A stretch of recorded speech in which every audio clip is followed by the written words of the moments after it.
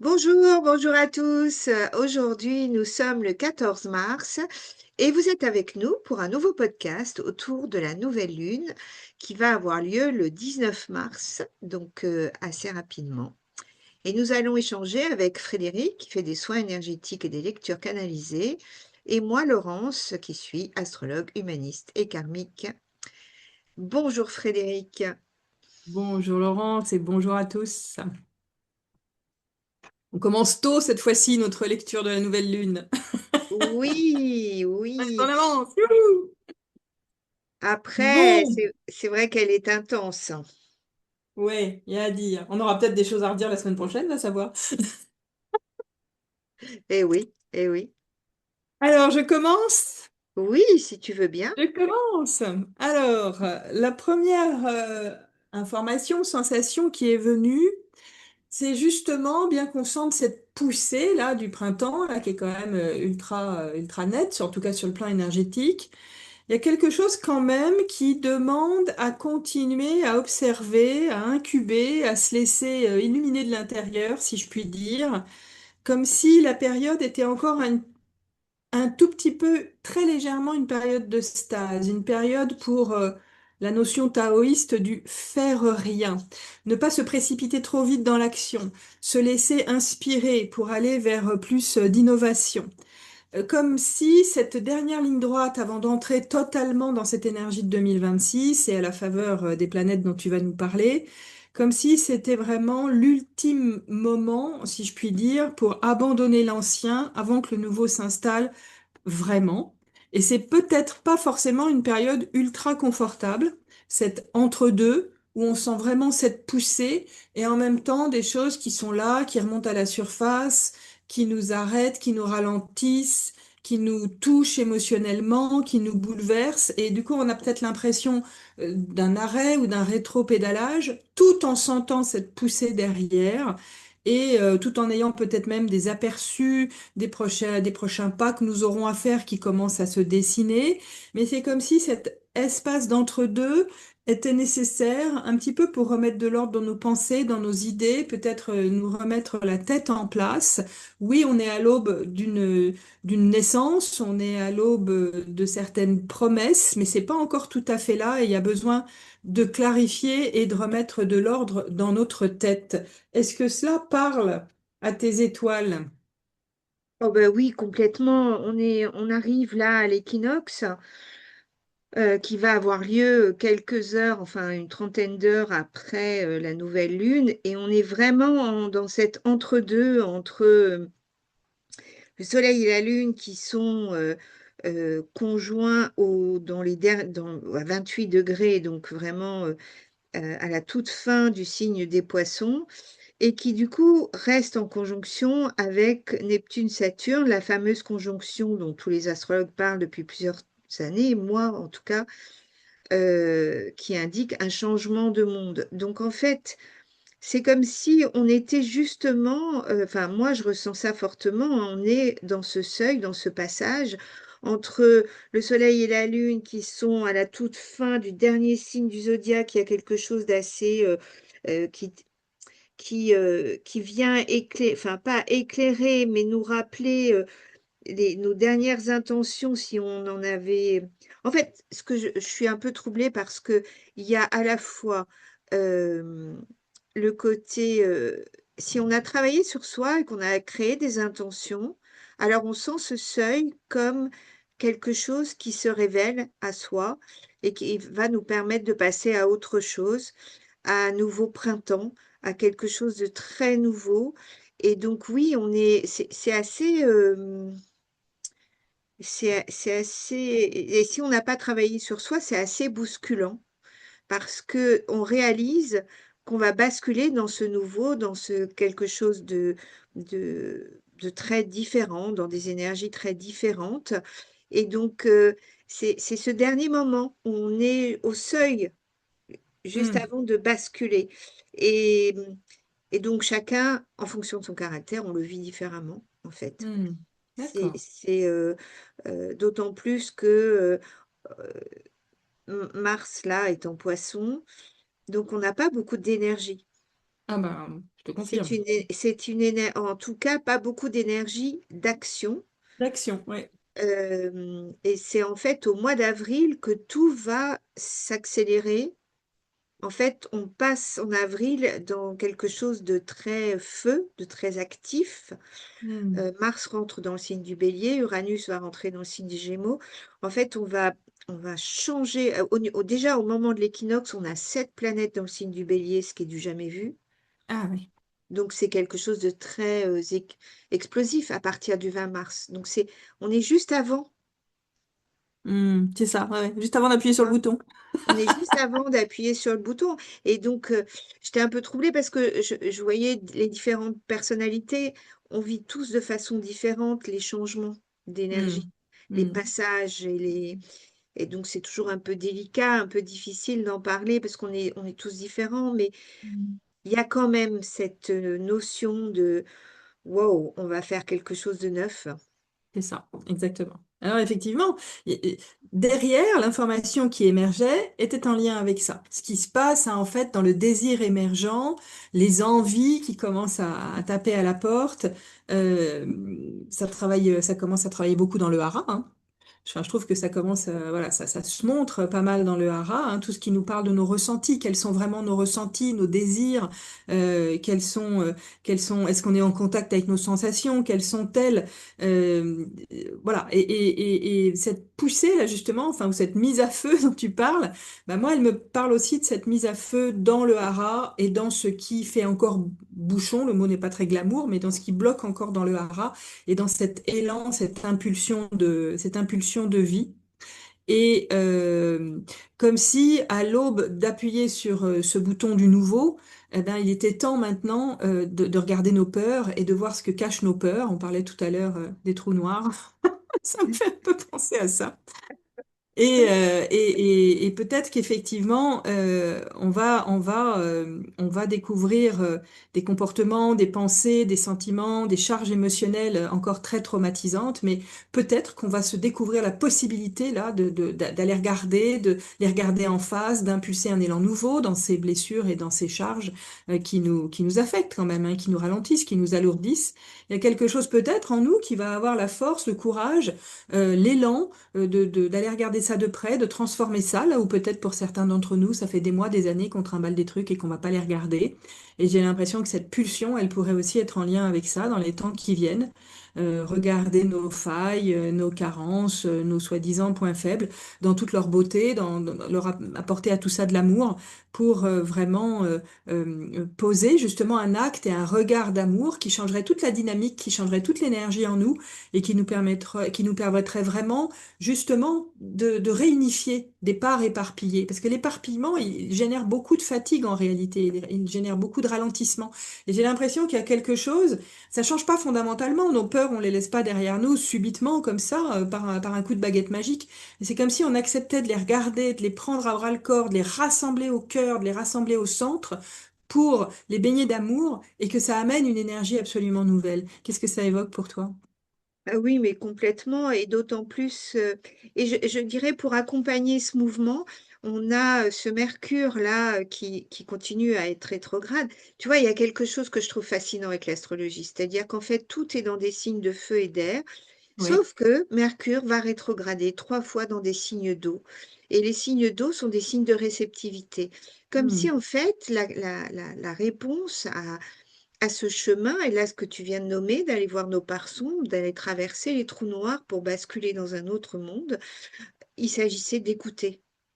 Hmm. Et Mercure rétrograde en Poisson, essentiellement, en plus conjoint en honneur, c'est vraiment l'évolution de l'humanité qui est évoquée là, c'est écouter et écouter les synchronicités, écouter la petite phrase qu'on entend dans la rue, à un dîner, ou qui fait tilt, et être attentif à ça, être très attentif à ce qui se passe, à ce sur quoi on tombe, euh, parce que Mercure en Poisson, il envoie des messages, mais c'est pas des messages, c'est pas un livre entier, c'est des révélations en fait. Hmm.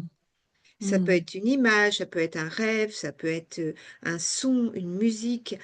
Il y a quelque chose de très léger là qui nécessitent pour être compris, pour être comprise, qui nécessitent d'être entendues Hmm. et d'être surtout à l'écoute et Hmm. de se poser à l'intérieur pour comprendre ce qu'il en est exactement. Donc oui, c'est en effet, et grâce à ça, on va pouvoir traverser ces fameuses. Laurence, je ne sais pas si tu m'entends, mais je ne t'entends plus du tout. Donc, si je ne t'entends plus du tout, il est possible que l'enregistrement ne t'entende plus non plus. Mais moi, je t'entends très bien. Là non plus, je t'entends plus. Ah, Ça y est, voilà, à nouveau. ah oui, c'est étrange. Tu m'entends là? Oui, parfaitement. Ok, ok. Donc voilà, je ne sais pas à quel moment ça a coupé, mais enfin, en résumé, en effet, bah, écoute, je te rejoins sur le fait de travailler en profondeur, de traverser des schémas anciens. Et pour accompagner ce schéma ancien, je dirais qu'il faut écouter parce que Mercure rétrograde en Poisson, qui va passer direct justement au moment de l'équinoxe, au moment où tout va basculer en Bélier, juste avant, c'est le temps d'écoute. Hmm.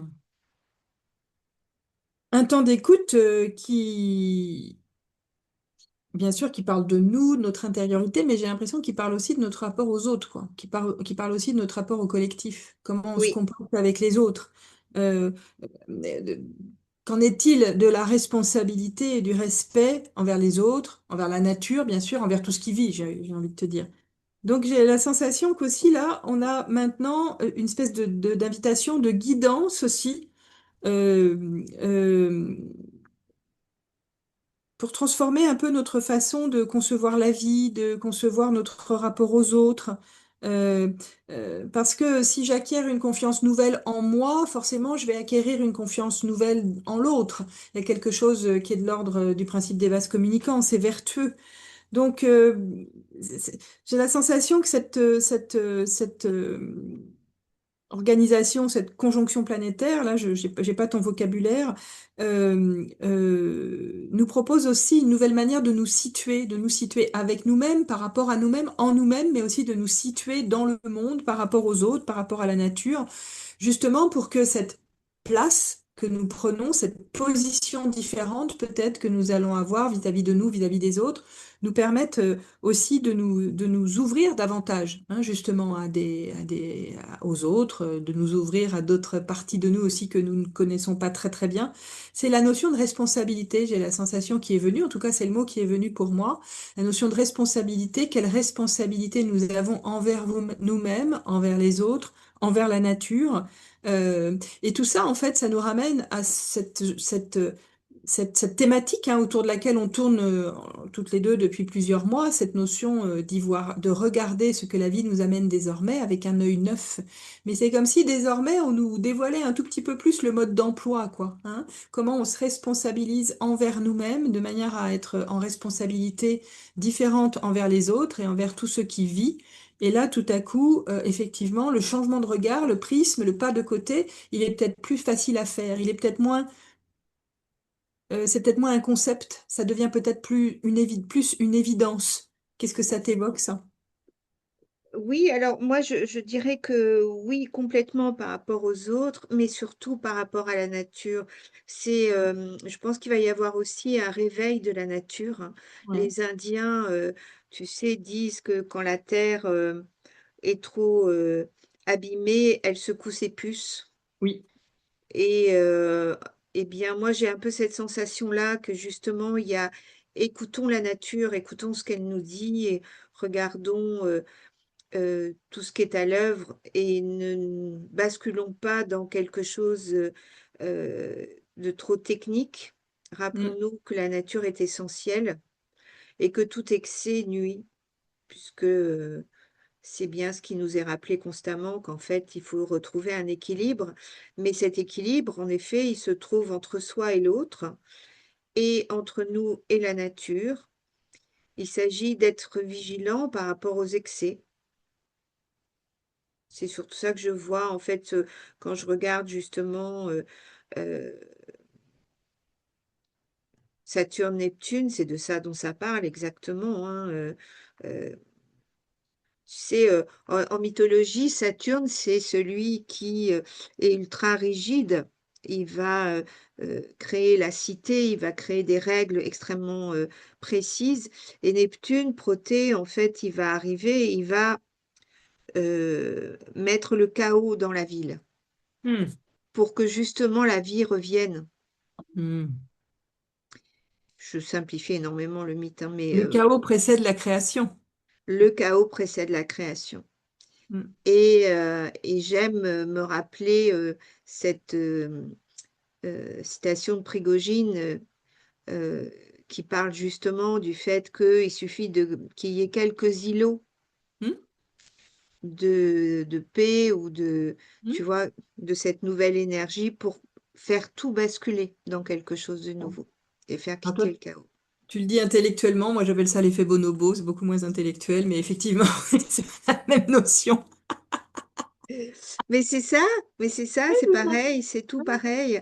Et en fait, l'idée, c'est justement ça, c'est de construire quelque chose de plus en lien avec le cœur et de plus, sachant que nous rappeler que le signe du bélier, puisque c'est de lui dont il s'agit là, le poisson, c'est l'indifférencié, le bélier, c'est dire je suis, Hmm. j'existe, Hmm. et mais j'existe avec l'autre.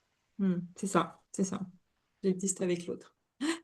Oui, et ça a beaucoup tourné dans ce que j'ai reçu autour de cette notion-là, puisqu'après, il y avait vraiment aussi cette notion de nous remettre en question nous-mêmes avant de commencer à critiquer les autres, hein, cultiver, on pourrait dire, un cynisme sain, changer notre point de vue, comme on le dit souvent, pour que la comparaison devienne constructive et que nos ambitions, si ambition il y a, ne soient pas là pour écraser, dominer, être en rivalité, mais que nos ambitions soient enracinées au cœur de ce qui est juste pour nous et de ce qui nous convient à nous, mais sans pour autant détruire et tout ravager alentour. Donc ça parle vraiment en fait de cette honnêteté intérieure avec nous-mêmes dont il est question et qui est vraiment nécessaire désormais. Et cette honnêteté intérieure, elle souhaite amener plus de douceur et de douceur, voilà, avec nous-mêmes et en nous-mêmes, de manière à ce que cette douceur ensuite puisse rayonner autour de nous. Si on a remarqué aussi peut-être, hein, et peut-être nous-mêmes au fil de nos explorations intérieures, que parfois quand on découvre des choses sur nous-mêmes ou quand on plonge dans nos profondeurs, ça bouscule tellement, ça remue tellement qu'on peut être on peut ne pas être très aimable avec notre entourage. On peut tout envoyer péter. On peut mettre de la discorde, de la guerre à l'intérieur de nos systèmes proches parce ce qu'on découvre en nous-mêmes nous terrifie en quelque sorte, hein, et qu'on n'aime pas se reconnaître dans certains aspects. Eh bien, désormais, j'ai la sensation que cette invitation nouvelle, c'est que oui, on peut être honnête avec nous. On peut presque être brutalement honnête en nous-mêmes et avec nous-mêmes, disait Linda Kohanov, mais c'est pas pour ça qu'il faut brutaliser tout le monde autour de nous.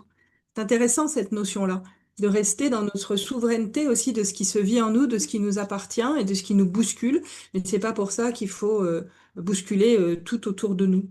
Donc j'y vois cette poursuite, hein, de ce qu'on observe aussi depuis plusieurs mois, cette invitation à croire à cette authenticité intérieure que nous portons, à cet être en nous que nous ne connaissons pas encore vraiment. Ça nous demande effectivement d'aller terrasser, hein, nos méthodes et nos idéaux rigides pour pouvoir gagner en équilibre, en équanimité. Et c'est ça qui va ramener cette énergie pour la transformation. C'est ça qui va amener ce feu de joie dont tu parles, qui émerge au mois d'avril. Hmm. Ah oui, oui, complètement. Et c'est vrai que le point d'attention, il doit être là. Attention aux excès.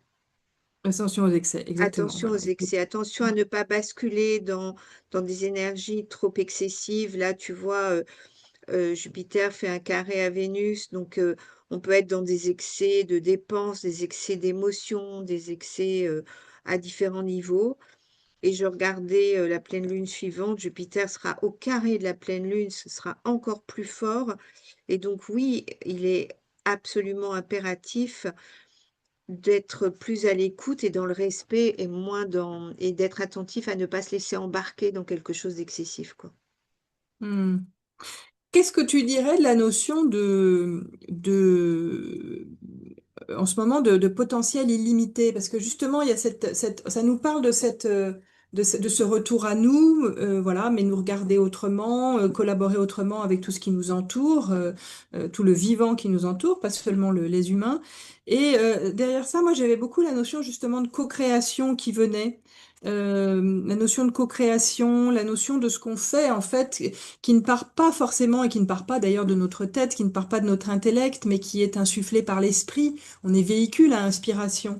Il y a quelque chose qui parlait beaucoup de cette co-création, d'être conscient de ce qui opère à travers nous, d'à quel point on n'est que le pinceau de Dieu, en quelque sorte. Je ne sais plus qui disait ça, mais c'est pas de moi du tout. Ouais, ça m'a beaucoup parlé de co-création, d'inspiration, de sentir, de nourrir notre potentiel de manifestation illimitée. Et je savais pas trop comment l'installer, ça. Je savais pas trop à quoi le brancher. Ça te fait penser à quoi, ça? Eh ben moi, ça me fait penser à... il y a quelque chose qui s'appelle les symboles sabiens en astrologie. Ouais. Et c'est assez étonnant, c'est un médium qui s'est branché sur chaque degré et qui a écrit un petit texte sur chaque degré. Et là, ce que tu me décris, c'est vraiment pour moi, hein, je fais un lien avec le degré de cette nouvelle lune qui est la lumière déviée par un prisme se réfracte en de multiples couleurs. Et Ah, en fait, et l'existence implique différenciation. Et je trouvais que c'était ça dans le terme co-création, c'est-à-dire qu'il y a une lumière blanche et quand elle passe au travers de nous, on est tous singuliers, on diffuse tous une lumière très singulière, très c'est ça. particulière et Ouais, qui c'est ça. permet cette co-création Hmm. d'un monde autre. Et donc, on est, tu ne m'entends plus et là, tu m'entends? Non. Et ben, je crois que ça doit être de ton côté On a parce encore que perdu Laurence, un petit moment. moi, je t'entends. Voilà, ça y est, tu reviens. Donc, et qui Voilà. permet cette, voilà. Ce monde nouveau, en fait. Hmm. Voilà, tu vois. Ok, ok. Je Hop. ne sais pas ce qui se passe au niveau du son. Moi, j'ai pas de... Ah oui, il y a des interruptions et j'ai une connexion stable là. D'habitude, ça me met connexion instable, mais j'ai une connexion stable. Bon, écoute, Bon, mystère. voilà, J'espère que super. l'enregistrement aura fonctionné. Oui. Ah ok, bah ça c'est passionnant. Je connaissais pas du tout cette notion des symboles. C'est Sabian ou c'est Fabian? Sabian, Fabian. Sabian, Ouais, excellent. Hmm. c'est Dan Rudyard qui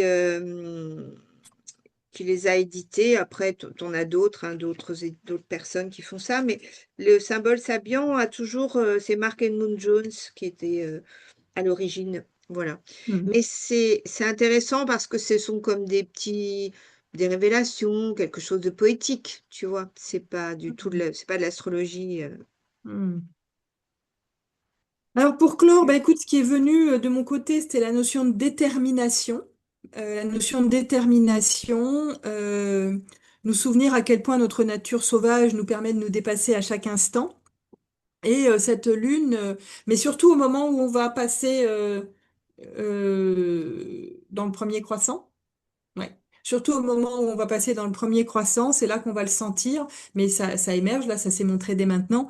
Bah, justement, il va y avoir une invitation aussi à regarder quel lien on entretient avec notre nature profonde, comment notre détermination se place pour aller de l'avant, trouver notre bonheur. Est-ce qu'on est capable de se surpasser pour ce qui nous tient à cœur? Est-ce qu'on est vraiment aligné avec cette nature profonde qui décuple notre détermination? Eh bien, ces thèmes commencent à arriver. Pour moi, ils commencent vraiment à émerger au moment du premier croissant, qui va nous demander vraiment de nous connecter à notre nature sauvage, à mieux comprendre ce qui se passe en nous pour pouvoir vivre différemment au quotidien. Donc finalement, c'est une autre manière de raconter ce qu'on a évoqué précédemment. Et j'ai l'impression que c'est une période lunaire qui va nous demander du courage, d'amorcer les choses qu'on veut voir se concrétiser dans notre vie. Ça va demander à ce qu'on continue d'observer, mais aussi de bien maintenir notre cap en direction de ce qu'on souhaite persévérer en quelque sorte pour pouvoir, à mesure des semaines et des mois qui vont arriver, dévoiler cette nature puissante en fait qui sommeille en chacun de nous. Donc j'ai la sensation que là, voilà, on commence vraiment à rentrer dans ce mouvement qui nous demande d'évoluer désormais en étant vraiment aligné à notre âme, à l'univers, à notre chemin de vie, pour révéler de plus en plus au grand jour qui on est, ce qu'on veut, avec confiance et en sachant de plus en plus nous écouter nous-mêmes, bien sûr, et écouter ce qui nous entoure. Ça semble être un peu présent, beaucoup plus présent au moment du premier croissant. C'est possible pour toi? Oui, oui, même je dirais, tu vois, le premier croissant, ça correspondra au moment où Mars, non, non, ça va correspondre au moment où les planètes vont commencer à rentrer dans le signe du Bélier. Donc oui, tu vois, il y a cette énergie qui va monter, euh, Hmm. et on va vraiment passer à l'action juste après la pleine lune, tu vois. Mais c'est vrai que avant la pleine lune, il y a ce mouvement qui est à Hmm. l'œuvre. Qui est à l'œuvre, ouais, c'est ça. Ouais. Mm. Alors, continuons à évacuer, hein, un Panamudra, qui est un geste d'évacuation vraiment très, très, très important. Tu pourras le Oui, mettre en pièce jointe. C'est un mouvement d'évacuation, hein, évacuer ce qui n'a plus lieu d'être, aussi bien sur le plan physique que sur le plan émotionnel. Ça travaille aux évacuations de toutes sortes, physiologiques, mais pas que. Et c'est un geste tellement puissant qu'on ne le recommande pas aux femmes enceintes avant le huitième mois et demi, c'est dire. Donc oui. voilà, expulsion des toxines, allons-y franchement, c'est le moment ou jamais. Ah, génial, super. Eh ben, écoute, merci beaucoup. Merci à tous pour votre écoute. On vous retrouve le 22 mars à notre atelier avec Locana sans regret et nous deux.